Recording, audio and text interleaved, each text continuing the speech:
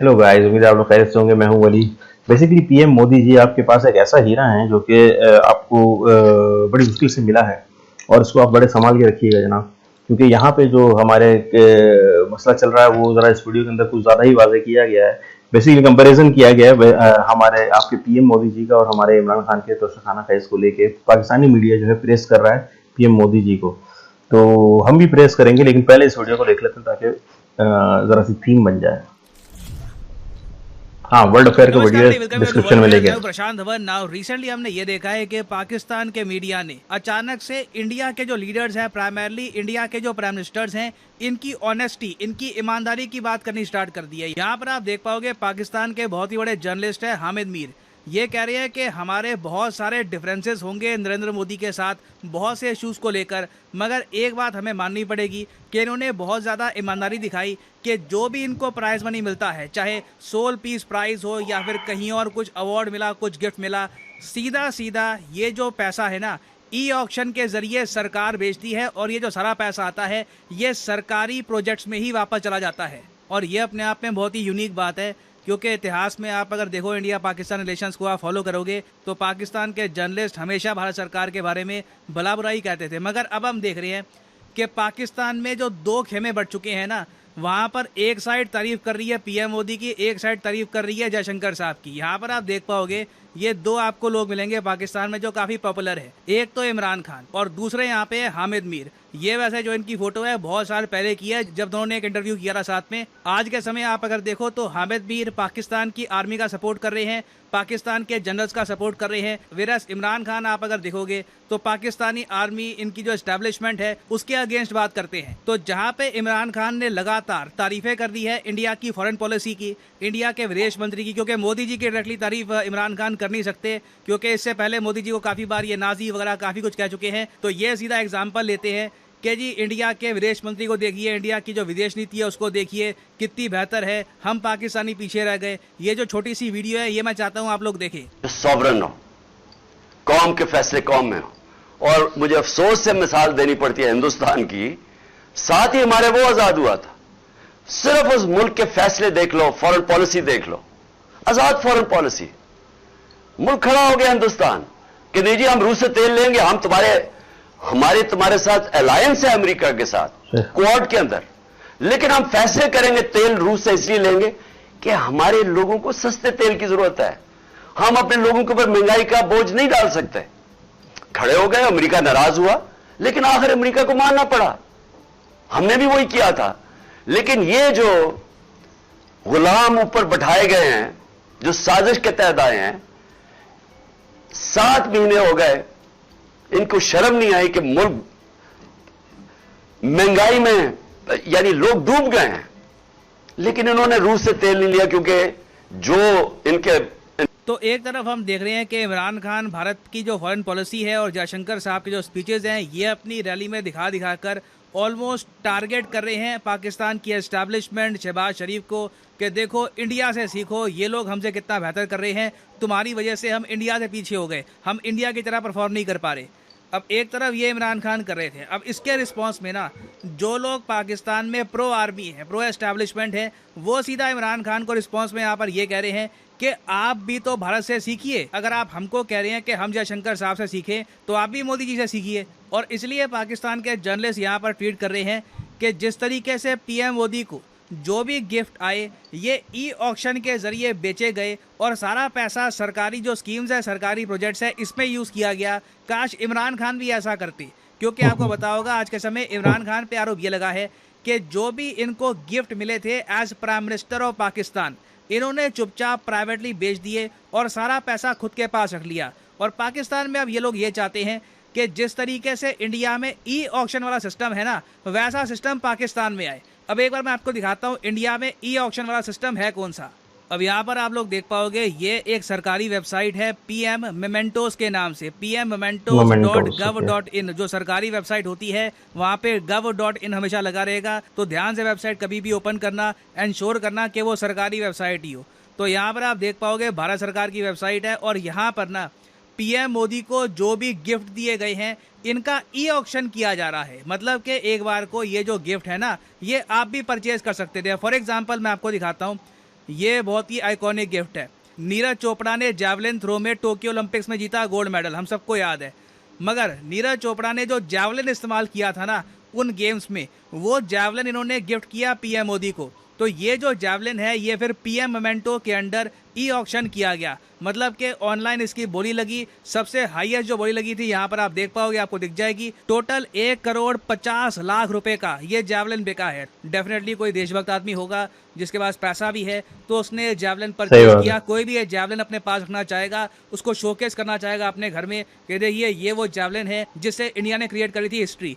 तो अब ये जो पैसा यहाँ पे इकट्ठा हुआ है ना, ये सीधा गवर्नमेंट स्कीम्स में वापस जाएगा, करप्शन का कोई चांस ही नहीं है। और ये तो मैंने आपको एग्जांपल दिया नीरज चोपड़ा के जैवलिन वाला, ऐसे खूब सारे आपको गिफ्ट मिलेंगे। यहाँ पे आप देख पाओगे, ये एक मॉडल है बद्रीनाथ मंदिर का, ये गिफ्ट किया गया पीएम मोदी को, इसकी भी बोली लगी, किसी ने ये भी परचेज कर लिया। और पूरी यहाँ पर जानकारी है कि किस तरीके से बोलियां यहाँ पर लगी, बिडिंग किस तरीके से इसकी बढ़ती गई। और देखो इस टाइप की ट्रांसपेरेंसी बहुत ही इंपॉर्टेंट है, क्योंकि इससे पहले आप अगर देखोगे तो इंडिया की हिस्ट्री में रिकॉर्ड रहा है, काफी बार हमारे देश में ऐसे पीएम, ऐसे प्रेसिडेंट भी आए हैं जिनके पास जो गिफ्ट आए वो चुपचाप अपने घर में ले गए। मैं किसी का नाम यहाँ पर लेना चाहता नहीं हूँ, मगर इन द पास्ट बहुत से लीडर्स रहे हैं इंडिया में जिन्होंने जो सारे गिफ्ट हैं ये अपने पास रख लिए थे। अब जिस तरीके से देखो, भारत में ना एक प्रॉपर रिकॉर्ड रहता है कि मान लो कल को जो बाइडन, व्लादिमीर पुतिन ये पीएम मोदी से मिले किसी इंटरनेशनल समिट में, इन्होंने कोई गिफ्ट किया पीएम मोदी को, तो ये गिफ्ट प्रॉपरली भारत के तोशाखाना आप कह लीजिए, एक जगह होती है, वहां पर जो भी गिफ्ट दिए जाते हैं, चाहे जयशंकर साहब हो, पीएम मोदी हो, राजनाथ सिंह जी हो, इनको जो गवर्नमेंट वेयर हाउस समझ वहां पर स्टोर रहते हैं। तो इंडिया ने इस लेवल पे इंश्योर कर लिया है कि जो ये सारे गिफ्ट हैं, सारे मोमेंटो हैं, या तो ये देश का बेनिफिट करे या फिर भारत सरकार के पास ही रहे एसेट की तरह। मगर इमरान खान जब पीएम थे पाकिस्तान के, इन्होंने पाकिस्तान का जो तोशाखाना है यहाँ से बहुत सारे गिफ्ट बाहर निकाल कर बेच दिए और करोड़ों रुपए कमाए। और आज के समय में देख रहा हूँ पाकिस्तान में एक प्रॉपर इंक्वायरी चल रही है, कोर्ट में केस चल रहा है इस इशू को लेकर कि इमरान खान ने एक्चुअली कितना करप्शन किया था अपनी दोस्त फराह खान के साथ। ये आप देख पाओगे, ये इमरान खान है, ये इनकी एक मित्र है फराह खान। बताया जा रहा है कि इमरान खान क्या करते थे कि जो भी इनको गिफ्ट मिलता था, जो भी मोमेंटो मिलता था, ये चुपचाप दे देते थे अपनी दोस्त को, और उसके बाद इनकी दोस्त यूएई में या फिर और जगह वो गिफ्ट कई गुना ज़्यादा दाम पर बेचकर पैसा ट्रांसफर कर देती थी इमरान खान को। और देखो इमरान खान के अगेंस्ट अब सबूत इतना सारा इकट्ठा हो गया है पाकिस्तान में। कई जो इनके फेमस न्यूज़ चैनल हैं, फॉर एग्जांपल जियो टीवी ने ढूंढ कर इंटरव्यू किए हैं। वहां पर इन्होंने पता लगाया है कि वो कौन से लोग थे जिनको इमरान खान ने अपने गिफ्ट बेचे हैं और कितना पैसा इमरान खान के पास आया है। तो अब इमरान खान जब फंस गए हैं और पाकिस्तान की जो जुडिशल सर्विस है, जो पाकिस्तान का कोर्ट है, ये इमरान खान को डेफिनेटली बड़ी सज़ा सुनाएगा यहाँ पर। तो इमरान खान ने यहाँ पर फ्रस्ट्रेशन में क्या बोलना स्टार्ट कर दिया है कि मैं पाकिस्तान के जुडिशल सिस्टम पर विश्वास ही नहीं करता। ये बहुत बड़ी बात होती है।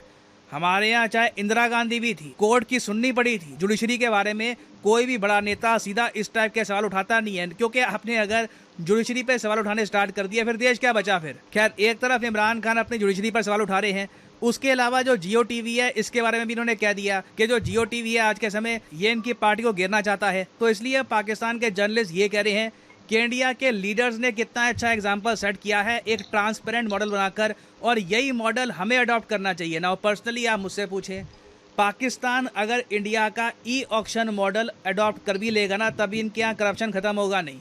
देखिए इनके यहाँ फंडामेंटल लेवल पे काफ़ी प्रॉब्लम्स हैं, बहुत मैं कहूँगा गलत लोग यहाँ पर पावर में रहे हैं। नहीं तो आप सोच कर देखिए, इंडिया पाकिस्तान दोनों ने अपनी जर्नी स्टार्ट करी थी एज डेमोक्रेसीज।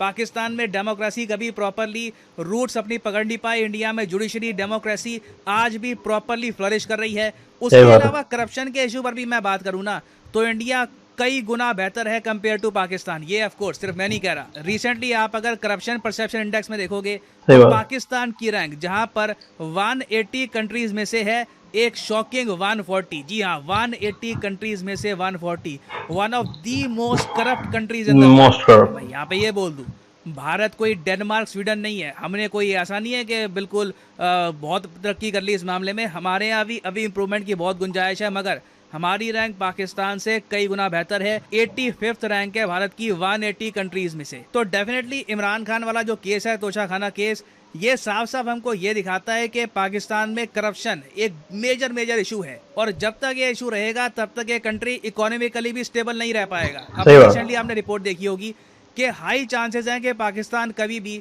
डिफ़ॉल्ट कर सकता है अपने लोन पर। वैसे जब ये रिपोर्ट सामने आई कि 70% चांस है कि पाकिस्तान डिफ़ॉल्ट कर जाएगा, तो पाकिस्तान की गवर्नमेंट सामने आई, इन्होंने ये कहा कि जो भी पाकिस्तान को कर्ज़ों की पेमेंट करनी है, बॉन्ड्स की पेमेंट करनी है, ये टाइम से करेंगे। Pakistan will not default. जो श्रीलंका के साथ हुआ था, ये पाकिस्तान के साथ होने नहीं देंगे, और लग रहा है कि कोई ना कोई इनको हेल्प कर देगा, या चाइना या सऊदी अरेबिया या कतर या यूएई, कहीं ना कहीं से ये लोग फ्लोट करते रहेंगे। मगर एज ए कंट्री ये तब तक प्रोग्रेस नहीं कर पाएगा जब तक फंडामेंटली इनके यहाँ करप्शन की स्थिति इंप्रूव नहीं होती। नाउ फाइनली यहाँ पे मैं आपसे एक क्वेश्चन पूछूंगा। क्वेश्चन यहाँ पर यह है कि हाल ही में वो कौन सा देश है जिसने इंडियन सिटीजन्स को ये छूट दे दी है कि अब आपको पुलिस की क्लियरेंस सबमिट करने की जरूरत नहीं है वीजा प्राप्त करने के लिए। ये टॉपिक बहुत न्यूज में रहा था। वो कौन सा गल्फ कंट्री है जिसने इंडियन सिटीजन्स को यूएई होगा, लेकिन ऐसा था क्या? यहाँ पे आपकी option Qatar, Saudi Arabia, Egypt या फिर United Arab Emirates. Egypt by the way gulf country नहीं है, बट बताइएगा यहाँ पर आपके हिसाब से सही आंसर क्या है। सही आंसर मैं दूंगा नहीं, क्योंकि ये टॉपिक बहुत न्यूज़ में रहा था। एक सिंपल गूगल सर्च करोगे, इसका आंसर आपको मिल जाएगा, तो आपको पता होना चाहिए इसका आंसर। सही आंसर करिए कमेंट सेक्शन में। जो लोग सही आंसर करेंगे उनकी कमेंट को मैं हार्ट दे दूंगा, ताकि बाकी लोग समझ पाएं कि सही आंसर क्या है। हाँ, फाइनली यहाँ पर मैं ये भी ऐड कर दूं कि आप किसी भी एग्जाम की तैयारी कर रहे हो, चाहे एसएससी, यूपीएससी, बैंक, अनअकैडमी के वेरियस कोर्सेज अवेलेबल हैं, जिस कर देना सिंपल। देखा आप लोगों ने जनाब, करप्शन की जो कहानी है कितनी पुरानी है। क्या होता है यहाँ पे, कोई पॉलिटिशियन है एक दूसरे पे डालते रहते हैं और अपना उल्लू सीधा करते रहते हैं। आप इस बार जो मैच चल रहा है वो बकायदा Imran Khan versus army system समझ लें, पूरा सिस्टम ही है इसमें। जुडिशरी, आर्मी, अब रह कौन गया, मतलब कि अपोजिशन भी हो गई, आर्मी भी हो गई, जुडिशरी भी हो गई, सब लोग जो है वो एक बंदे के खिलाफ है, इमरान खान के। मुझे नहीं पता इनमें से कौन सही है कौन गलत है, लेकिन मैं ये सब जानता हूँ कि भैया ये इसमें पढ़ना ही नहीं चाहिए, समझ रहे हैं, ये पूरा ही पलीत है। आप पीछे हट जाएं इससे। जो हो रहा है इनके आपस के मामला हैं, ये हमारे मामला बिल्कुल भी नहीं है। ऐसा हाल है कि भैया इनमें से किसी की भी जीत हो, एक आम पाकिस्तानी की जीत नहीं होती। तो जब मामला ही नहीं है अपना, तो फिर आप बस पीछे किनारा होकर देखते रहें। टीवी के ऊपर अगर आप देख रहे हो, मैं टीवी में भी नहीं देखता ये चीज़ें जो हो रही होती, मुझे खुद नहीं पता यहाँ पे हो क्या रहा है। तो ये सूरत हाल है। रही बात मोदी जी की, तो अब ये सारी बातें आप लोगों के सामने ही कि अब इस मुकाम पे पहुंच चुके हैं कि पाकिस्तान का मीडिया जो है वो मोदी जी की तारीफ कर रहा है। पाकिस्तान का एक अपोजिशन का बड़ा लीडर मोदी जी की तारीफ कर रहा है, जयशंकर जी की तारीफ कर रहा है। तो ये होती है चीज़, जब दुश्मन मुल्क अपनी तारीफ करे ना, तो वो होती है विक्ट्री। ये एक तरह की विक्ट्री है, बहुत बड़ी विक्ट्री है। और आप लोगों को बहुत यानी कि मोदी जी का आभारी होना चाहिए कि भाई ऐसा प्रेसिडेंट आपके लाइफ टाइम में आपको देखने को मिल गया, कि जो सिर्फ अपनी देश की उम्मीद के लिए कर रहा है। देखें आप लोगों ने कितना इन्होंने स्क्रीनिंग दिखाई, इसके अंदर ट्रांसपेरेंसी दिखाई कि जो भी चीज़ मिल रही है वो उसको बाकायदा ऑप्शन खुद ही कर देते हैं, और ऑप्शन कर देते हैं तो ज़ाहिर सी बात है सारी पैसे सामने आते हैं, कितना फंड आया कितना नहीं आया। और बाकी तो खैर यानी एक हद तक ट्रांसपेरेंसी हो जाती है कि कहाँ तक चला गया फंड, उसके बाद तो खजाने में जाता है और फिर वो उसकी जो कहानी होती है। यहाँ तो ये होता है कि जो भी नया प्रेसिडेंट आता है वो कहता है खजाना खाली है भाई, मजीद फंड दो। फिर वो मजीद मांग लेते हैं, या तो आईएमएफ दे देता है। आईएमएफ अगर ब्लैक लिस्ट किया हो, ग्रे लिस्ट में किया होता है, तो फिर वो फूफू फाफा करता है, वरना जब वो वापस ले आता है उसमें तो फिर पैसे दे देता है, मजीद कर्जा चढ़ जाता है। तो ये तो आईएमएफ से रहता है यहाँ पे हिसाब किताब, और उसके बाद और लोगों से भी कर्जे मिलते रहते हैं। तो हर नई गवर्नमेंट के बाद हमारा खजाना खाली हो ही जाता है। तो हम लोग जो हैं इतने बेवकूफ़ हैं कि नई गवर्नमेंट लेके आते हैं, हमें चाहिए हम पुरानी गवर्नमेंट को ही रखें ताकि खजाना खाली ना हो। तो ये सूरत हाल है भैया यहाँ पे। तो बस ये चलता रहता है। चले गाइस, लाइक एंड सब्सक्राइब जरूर कीजिएगा। मिलते हैं नेक्स्ट वीडियो, अपना ख्याल रखिए।